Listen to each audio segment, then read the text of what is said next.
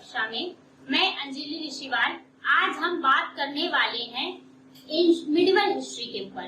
ठीक है, ancient history और मिडिवल हिस्ट्री, ये दो हिस्ट्री हम पढ़ रहे हैं। तो आज का जो हम बात करने वाले हैं लेक्चर में, वो हम बात करने वाले हैं मध्यकालीन भारत के ऊपर। तो मध्यकालीन भारत में हमने आपको इल्तुतमिश के कार्यों के बारे में, इल्तुतमिश के बारे में पढ़ा दिया था। तो अब हम आज के लेक्चर में बात करेंगे इल्तुतमिश के पुत्र फिरोज शाह के बारे में। किसके बारे में? फिरोज शाह, रुकनुद्दीन फिरोज के बारे में। तो आज हम बात करेंगे इल्तुतमिश के पुत्र रुकनुद्दीन फिरोज के बारे में, जो एक अयोग्य शासक रहा है। तो इनके बारे में थोड़ी सी हम बात करेंगे। फिर उसके बाद हम नेक्स्ट लेक्चर में रजिया के बारे में बात करेंगे, जो वास्तविक संस्थापक दिल्ली में थी। ठीक है, तो रुकनुद्दीन फिरोज का जो शासन काल है वो आपका 1236 है। केवल 8 माह का शासन था रुकनुद्दीन फिरोज का। कितने टाइम पीरियड का था? 8 माह का। 8 माह में इन्हें गद्दी से हटा दिया गया और बंदी बनाकर इनकी मृत्यु कर दी गई थी जनता के द्वारा। उसका कारण क्या था वो हम बताएं। रुकनुद्दीन फिरोज जो है वो बहुत ही अयोग्य शासक थे दिल्ली के, और इनका अयोग्यता जो सिद्ध होता है वो इल्तुतमिश की मृत्यु के बाद इल्तुतमिश अपना उत्तराधिकारी घोषित करते हैं रजिया सुल्तान को, परंतु बलपूर्वक और कई अमीरों के साथ मिल करके रुकनुद्दीन फिरोज जो है वो रजिया को सुल्तान बनने नहीं देते हैं और खुद गद्दी में 1236 ईस्वी में बैठ जाते हैं। गद्दी में बैठने के बाद रुकनुद्दीन फिरोज जो है ये 8 महीनों तक का शासन करता है दिल्ली सल्तनत पर। ये जो गद्दी पे जैसे ही बैठते तो रुकनुद्दीन फिरोज जो है वो आपके इल्तुतमिश के कितने पुत्र पुत्रियां थी मैंने आपको बताया। ठीक है, यासिर, नासिर, मोहम्मद नासिर, यासिर और आपकी रजिया सुल्तान। ठीक है, और ये रुकनुद्दीन फिरोज जो शाह तुर्कान के पुत्र थे। ठीक है, शाह तुर्कान इल्तुतमिश की सेकंड वाइफ थी। ठीक है, तो इनका जो पुत्र था रुकनुद्दीन फिरोज, शाह तुर्कान रुकनुद्दीन फिरोज को गद्दी पे बिठवा देती है। और अमीरों ने इसका साथ इसलिए दिया था क्योंकि अमीर जो थे उनको मंजूर नहीं था कि कोई महिला जो थी वो दिल्ली सल्तनत पे शासन करे, या वो किसी महिला के सामने अपने सर को झुकाए या उसे अपना राजा, अपना शासक मानने को अमीर तैयार नहीं थे। ठीक है, तो इसलिए रुकनुद्दीन फिरोज की अयोग्यता को जानते हुए भी उन्होंने रुकनुद्दीन फिरोज का साथ दिया और 1236 ईस्वी में रुकनुद्दीन फिरोज को गद्दी पे जब बैठाला गया तो गद्दी पे बैठते ही इसने अपने असली रंग को दिखाना स्टार्ट किया। मतलब इसकी जो अयोग्यता थी वो धीरे धीरे सामने आने लगी। इसने शाही खजाने से धन को निकाल के बर्बाद करना स्टार्ट कर दिया। भोग विलास में दिन रात व्यस्त रहता था। दिल्ली की जनता को इतनी बुरी तरह से रुकनुद्दीन फिरोज ने त्रस्त कर दिया या इतनी बुरी तरीके से परेशान कर दिया कि वहाँ की जो जनता थी, जो एक समय पे रजिया को सुल्तान मानने से मना कर रही थी, अब वो रजिया के पास जा करके या रजिया से कहने लगे कि हमें रुकनुद्दीन से आजाद कराइए या उससे मुक्ति दिलाइए। ठीक है, रुकनुद्दीन फिरोज भोग विलास में व्यस्त रहता था, तो इस वजह से जो दिल्ली की स्थिति थी, दिल्ली की कौन सी स्थिति? दिल्ली की सामाजिक स्थिति जो थी, सामाजिक स्थिति, ठीक है, राजनीतिक स्थिति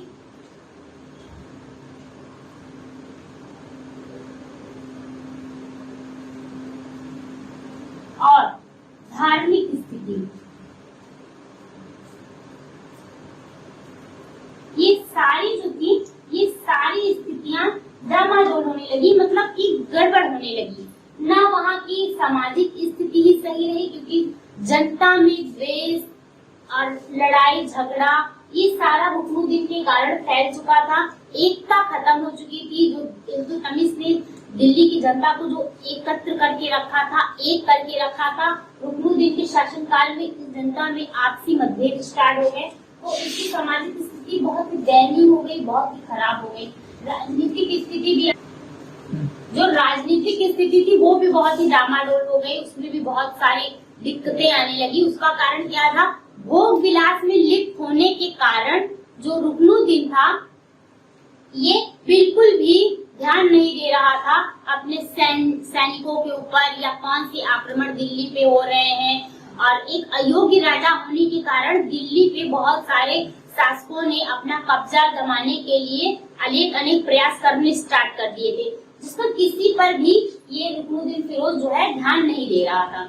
जितने भी सारे इंतजाम किए थे इल्तुतमिश ने दिल्ली को सुरक्षित रखने के, धीरे धीरे वो सारे इंतजाम खराब होते जा रहे थे, पर रुकनुद्दीन का उस पर जरा भी ध्यान नहीं जा रहा था। वो उसे ठीक करने के लिए कुछ भी प्रयास नहीं कर रहा था, न नए सैनिकों की भर्ती कर रहा था, न कुछ भी कर रहा था। सारे काम जो कर रही थी वो उसकी माँ शाह तुर्कान कर रही थी, जो अमीरों को पसंद नहीं आ रहा था कि जब उन्होंने रजिया को सुल्तान नहीं बनने दिया, कि वो किसी महिला को शासिका के रूप में स्वीकार नहीं कर सकते हैं, तो रुकनुद्दीन की आड़ में शाह तुर्कान के किए गए सारे कामों को मानने के लिए वहाँ के अमीर, वहाँ की जनता स्वीकृत नहीं थी कि हम उसके कार्यों को माने।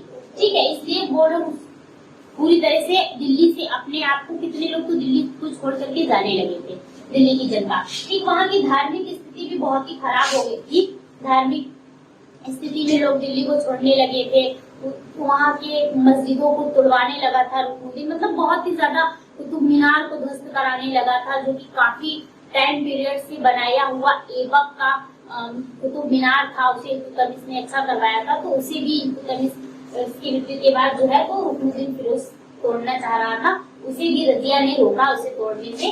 तो फिर एक दिन क्या होता है कि एक टाइम पीरियड पे ऐसा होता है एक समय में कि रुकनुद्दीन फिरोज जो है वो दिल्ली पे हुए आक्रमण को रोकने के लिए बाहर गया हुआ होता है, और उसी दिन शुक्रवार के दिन रजिया लाल वस्त्रों को पहनकर जामा मस्जिद के पास दिल्ली की जनता के समक्ष जा करके अपने पिता की इच्छा को व्यक्त करती है कि दिल्ली का उत्तराधिकारी वो हमें बनाना चाहते थे, तो दिल्ली पे राज करने का अधिकार सिर्फ हमारा है, दिल्ली की रक्षा सुरक्षा का दायित्व हमारा है। तो रजिया की बात को सुन करके दिल्ली की जो जनता रहती है वो रजिया के पक्ष में चली जाती है, और रुकनुद्दीन का दिल्ली में ना होने का लाभ उठा करके दिल्ली की जनता राजमहल में घुस करके शाह तुर्कान को बंदी बना लेते हैं, और बंदी बनाकर उसे कारागार में डाल देते हैं। और जब इल्तुतमिश को ये खबर, जब फिरोज शाह को ये खबर मिलती है, रुकनुद्दीन फिरोज को ये खबर पता चलती है कि उनकी माँ को बंदी बना लिया गया है रजिया के द्वारा, और रजिया गद्दी पर बैठ चुकी है, तो जब वो वापस आते हैं तो दिल्ली की जनता द्वारा उन्हें भी गद्दी पे बैठने से रोकने के लिए बंदी बनाकर उनकी हत्या कर दी जाती है, और दिल्ली पर रजिया सुल्तान का दावा वापस से हो जाता है, और दिल्ली की शासिका रजिया सुल्तान बन जाती है, जो उनकी पिता की इच्छा थी कि रजिया सुल्तान ही दिल्ली सल्तनत की शासिका बने। दिल्ली सल्तनत पर अगला शासन इल्तुतमिश के बाद रजिया सुल्तान का ही उनके पिता चाहते थे। तो दिल्ली के जब ये रुकनुद्दीन फिरोज है, जब ये दिल्ली के सुल्तान नहीं बने थे, तो उससे पूर्व ये बदायूं और लाहौर के इख्तियार थे। कहाँ थे? बदायूं और लाहौर। ठीक है, लाहौर इनको दिया गया था प्रांत की, ये आप यहाँ पे शासन कीजिए, प्रशासन कीजिए। एक राजकुमार की हैसियत से ये बदायूं और लाहौर पे राज कर रहे थे।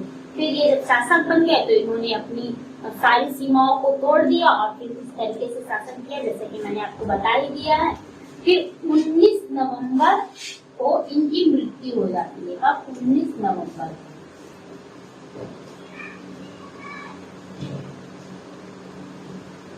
ठीक है, नवंबर में 19 नवंबर 1236 ईस्वी में मैंने बताया कि जब ये वहां से लौट करके वापस आते रहते हैं, जिससे अपनी माँ के बारे में जानकारी प्राप्त होती है जैसे इन्हें, तो इनकी मृत्यु हो जाती है। रजिया सुल्तान जिस करके एक सैनिक टुकड़ी को इनकी मृत्यु करवा देती है, और दिल्ली सल्तनत से इनका दावा बिल्कुल हमेशा के लिए इनकी दावेदारी जो होती है वो खत्म हो जाती है।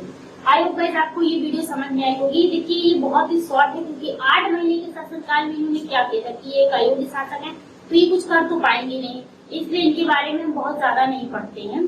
अब जो हमारी नेक्स्ट शासिका है, दिल्ली की सल्तनत की पहली महिला सुल्तान है रजिया सुल्तान, उनके बारे में बात करेंगे। उनके बारे में काफी कुछ हमें पढ़ना है, और अपने आप में ये एक बहुत ही अच्छा टॉपिक है, क्योंकि जितनी भी बच्चियां या जितनी भी शिष्याएं बालिकाएं इस वीडियो को देख रही हैं, वो उस टाइम पीरियड पे जा करके सोचे कि जब लड़कियों को कुछ भी समाज में कुछ भी प्राप्त नहीं था, उस समय में रजिया ने कितने संघर्ष को किया होगा अपनी जगह को प्राप्त करने के लिए, क्योंकि दिल्ली सल्तनत की प्रथम महिला शासिका जो है पहली सुल्तान रजिया सुल्तान बनी थी। तो ये काफी इंटरेस्टिंग टॉपिक है, मुझे भी ये पढ़ाने में भी बहुत अच्छा लगेगा और आपको पढ़ने में भी बहुत अच्छा लगेगा। तो इस पे हम डिटेल से बात करेंगे अपने नेक्स्ट वीडियो में। Thank you for watching.